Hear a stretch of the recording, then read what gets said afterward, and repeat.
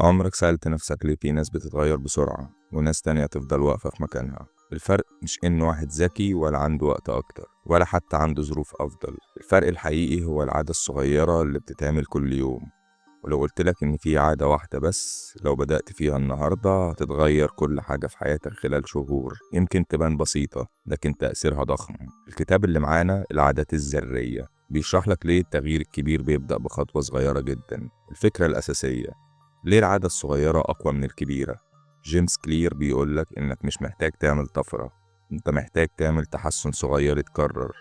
لو اتطورت 1% بس كل يوم هتكون أحسن 37 مرة بعد سنة.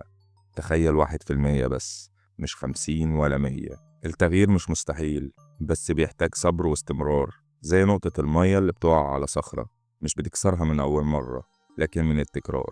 العادة اللي هتغير حياتك: قاعدة الدقيقتين، واحدة من أذكى وأخف قوانين بناء العادات. الكتاب بيقولك أي عادة كبيرة لازم تبدأ بنسخة صغيرة مدتها دقيقتين بس. ليه؟ لأن مخك بيخاف من الحجم الكبير، لكن لما يشوف حاجة بسيطة ما بيقاومش. إزاي نطبق قاعدة الدقيقتين بطريقة صحيحة؟ الفكرة إنك مش تعمل العادة كلها، الفكرة إنك ابدأ صغير وبعدها هتلاقي نفسك بتكمل من غير ما تحس. عايز تلعب رياضة؟ البس هدوم الجيم واتمرن دقيقتين، بعد أسبوع هتلاقي نفسك بتكمل 10 دقايق.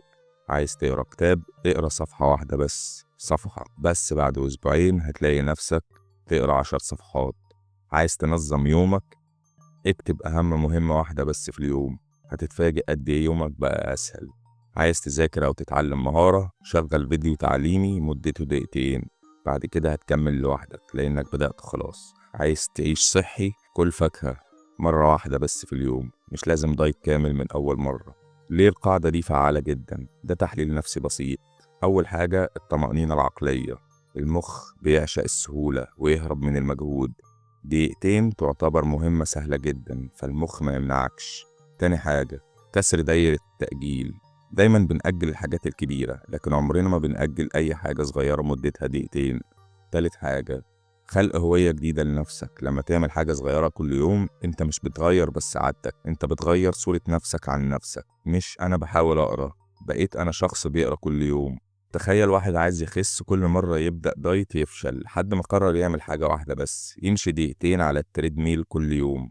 بعد أسبوع بقى 5 دقايق، بعد شهر بقى 20 دقيقة، بعد 3 شهور فقد 7 كيلو من غير ما يحس. ليه؟ لأنه بدأ بالعادة اللي مخه يقدر يستحملها، مش اللي جسمه يقدر يستحملها، اللي مخه يقدر يقبلها. وده سر النجاح الحقيقي. ازاي تبدأ كده من النهاردة؟ اختار عادة واحدة بس وطبقها بنسخة الدقيقتين لمدة 7 أيام. لو عايز تطور نفسك اقرأ صفحة واحدة بس قبل النوم. لو عايز تحسن صحتك اعمل دقيقتين تمرين الصبح. لو عايز تزود تركيزك اقفل موبايلك دقيقتين كل ساعة. لو عايز تتعلم مهارة شغل فيديو تعليمي دقيقتين. لو عايز تتخلص من عادة سيئة بدلها بحاجة صغيرة أحسن لمدة دقيقتين.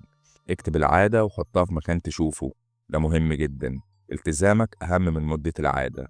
ابدأ بعادة صغيرة تكبر مع الوقت. مش لازم تبقى بطل من أول يوم لكن لازم تبدأ من النهاردة. قولي في الكومنتات ايه العادة اللي هتبدأ بيها من بكرة، ولو استفدت متنساش اللايك والاشتراك.